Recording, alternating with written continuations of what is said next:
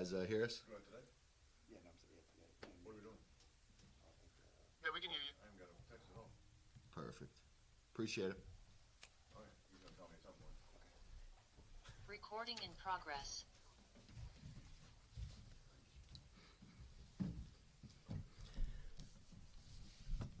All right, Coach. You can go ahead whenever you're ready. All right, thanks, Charlie. Yeah, it's good to see you guys. As I thought, kind of coming up here today and visiting a little bit, measuring growth as a football team, it isn't that easy. Not like when we were kids and you could make a line on the wall, measure it again, you got taller, you were fired up. But as a team, I think division games help on that because it does give you some spots for measurement. And then, from our team now to our team, 7 or 8 weeks ago, I'll give you 2 areas that I thought were growing. I thought one of them is the turnover margin and a mindfulness for the ball and taking care of it, and then defensively having the ability to knock it out and go. So I thought, we're growing in that space. And the second spot that I thought we're growing is these winning time moments, a 2-minute and a 4-minute. So I thought in yesterday's game, the 2-minute at the end of the half specifically, De'Ami Brown, converting a long third down, and then maybe 10 or 11 seconds, the ball to Terry at the end of the half with no timeouts. And that scenario has to be either, in the end zone or out of bounds. And then being able to close out the game and not give the ball back to New York at the end. So those are some moments from here to here. And that's usually what I'm looking for, to find ways that how we're going to grow. And a lot of that honestly comes back to Tell the Truth Monday and learning our lessons, how they apply to us. And no question about it, we're grateful for the wins, but we're not ever blinded by them. Making sure there's plenty of stuff to get better at and dig in and go for it again. And we'll certainly do that, each and every time. So that's what I was thinking about, where we're growing, how we're going to improve. And we've got to stay on this mark and right in that pocket of getting better. So glad to get rocking with you guys and open it up. All right, Kyle, go ahead. Again, what makes this run game so tough to defend? Probably the versatility of it, John. There's gap schemes, there's zone schemes, and then defending us is really all 11, as the quarterback has a factor in this too, on plays that could be, designed option plays coming out of it, whether it's a design run to run or a design run that turns into a pass. And so I think those are the big ones. The RPO is a form of an option different than a zone read where it's run to run. The RPO is basically the same thing. It's just an option, and I can throw it if this look is there. So I think those are some of the significant parts of it, John, where it's all 11. You have to be able to defend the quarterback runs, and then mixing in pullers and gap schemes with it. It's a lot. And then you brought up the success in the last, going into half, even at the end of games. Why do you feel you guys are good in those moments? I think the team puts in the work, number one, in those spots. We work at it a lot. I like the poise of the group into those spots. If, like, for instance, on Saturday we had one that we didn't like, started it again. And so we don't just allow them to slide if we don't like what it is. And we hit them again, and we hit them again. So that's a good standard that we've established, John, that we don't look past it when something's not right. Let's hit it again and make sure it gets right. Nikki. Hi, Dan. Jeremy Chin has played really well over these last couple of games. What has been working so well with him, and why does he fit so well, I guess, with this group and this scheme? Yeah, I really feel the confidence has been growing, Nikki. I think you've absolutely nailed it. I love seeing in-game the communication with he and with Quinn, what they're seeing and how they're able to express that to one another. That's a big deal. He's worked really hard on the man-to-man side of things, whether that's pre-practice with Tommy Donatello or post-practice. You see the work, that he puts into that spot. But I thought the open field tackle on the screen that came all the way back and the man-to-man on the tight end, those were some plays that really stood out to me. And I thought yesterday's game was probably his best so far. And then you have a lot of guys who have sort of revived their careers here with Eckler. I mean, Chin is playing more like he did a few years ago. Ertz is playing well. What does that say about the team and what these guys are doing now with this group?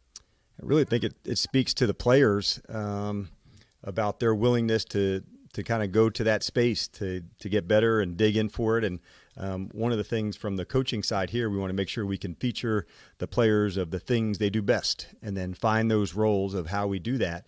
And it does take us learning who the player is and for them to so clearly demonstrate, the practice reps and in games that they express who they are, makes it easier for the coaches also to know how to feature them as well. Ben? Hey, Dan. But before you go, Ben, love the support of your team there, Nikki. They're rolling in strong for you. I like it. Hey, Dan, obviously this is the last time we'll talk to you before the deadline. You've gone through this over the years yourself. Obviously, I get that Adam is going to be his call on what to do, but how does that work from you and the coaching staff? Do you talk to all of your staff to get a feel for what they think they might make sense or ways to help? And how is this process with Adam different than perhaps ones you've gone through before? I think first things first, like the competition part of it, Ben, you'll never stop backing off of that. If there's ways to do things, to compete, to find it, you go. But I would say really for Adam and his staff, it would go to layers. So obviously they would look at it. And if things got serious, then you take the next step, showing some of that tape. How would you feature some so you have all the information before you would make a trade? So a couple of okay, you've hit the first marker to go to the next step. Hey, would you look at these guys and give us an evaluation? So it's a very clear process, from Adam and his team, and one that makes it very easy to follow because you don't have to chase any speculation. He would give us any updates. Hey, I think you should take a look at this person, and so on and so forth.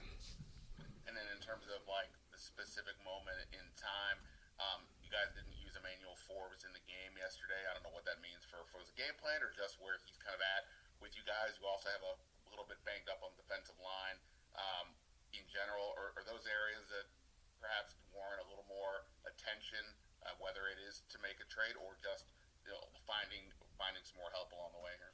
Yeah, it was nothing, past for Emmanuel, nothing wrong in that spot. So it's just how the game played out yesterday, Ben. It wasn't by design or any of those things. So he had played the week before and even more plays prior to that. So nothing along those lines. And as it goes for D-line or any of the spots, if there was, like I said, a way to compete, to do things, we would look into it. But our team's growing stronger, and even some of the guys that had been banged up are starting to recapture that. And so it's been great to have Jordan McGee back out there and FA back, coming back there off their stints from not being able to help so far. Thanks. Sam? Hey, Dan, what did you see from the run defense on tape, and how can you guys improve in that area? Yeah, I thought number one, I thought the quarterback runs of him being able to circle the defense, Sam, was a big deal. And one of them may have been a 24 yards or significant explosive run.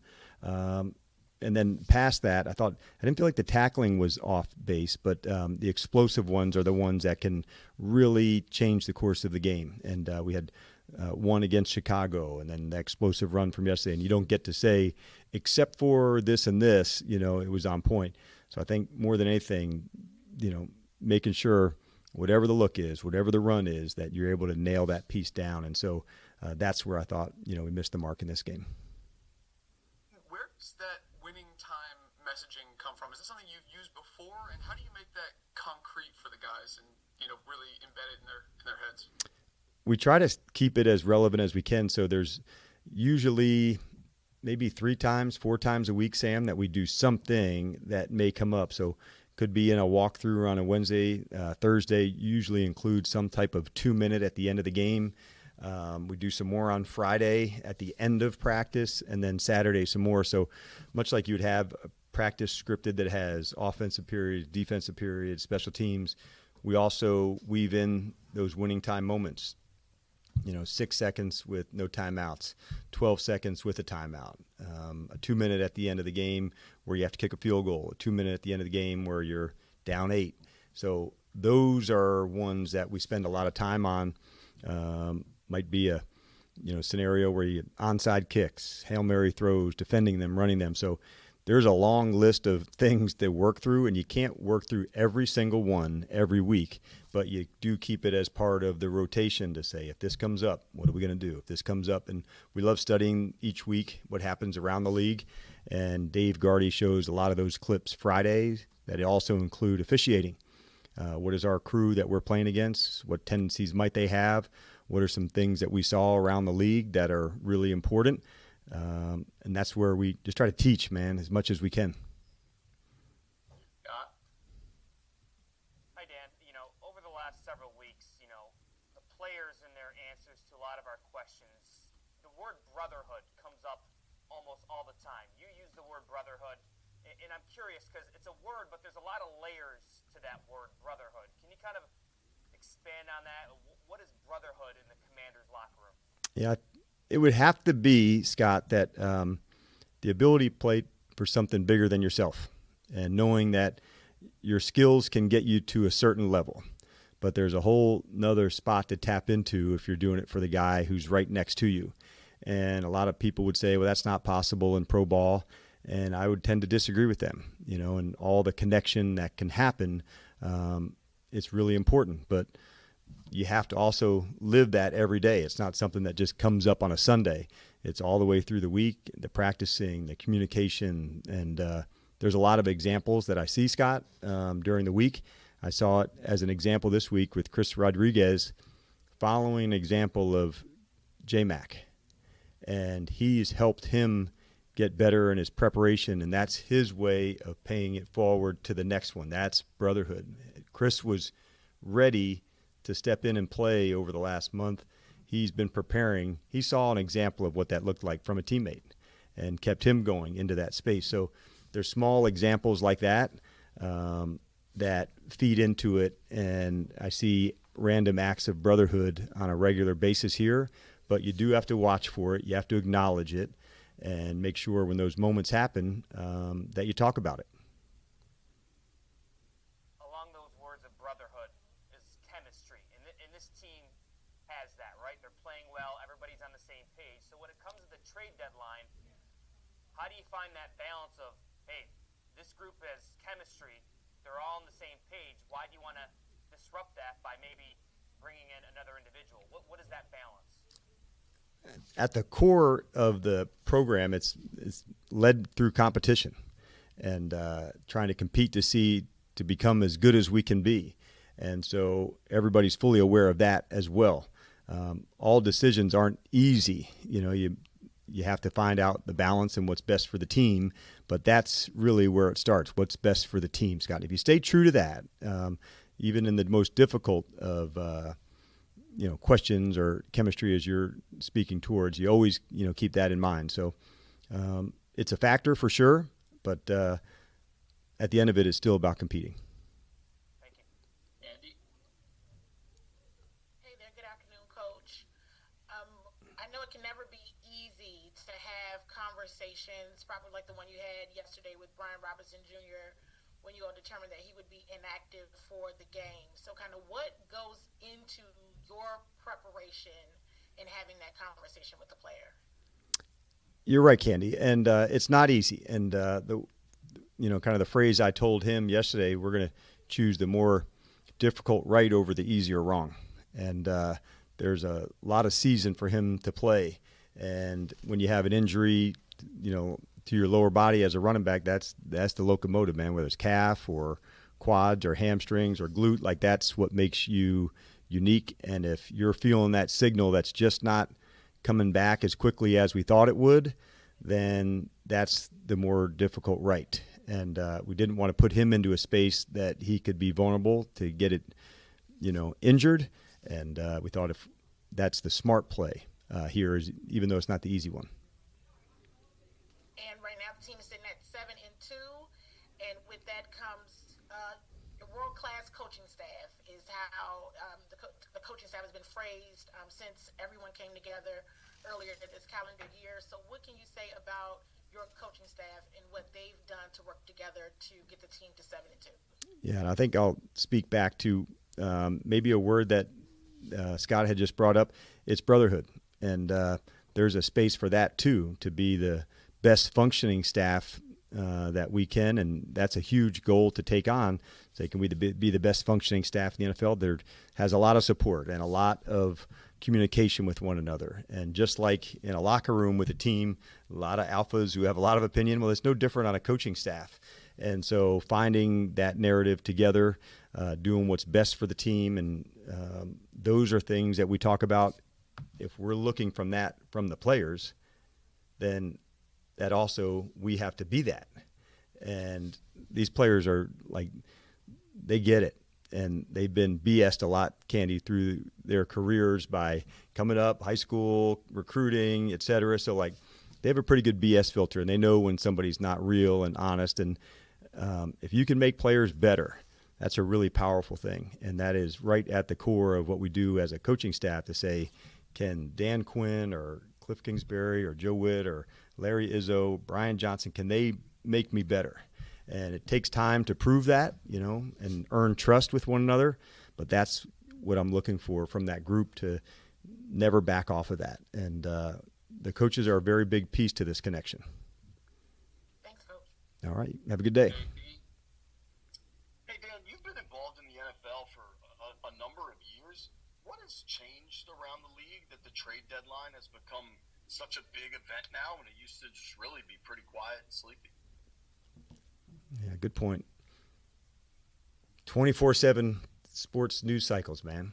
I don't know, JP. It's a good question. We've moved it back a week. I don't feel like it's as big a shift in that as maybe I thought it might. To see, okay, you're not seeing like a team dump players, and as you see, a narrative in some other sports.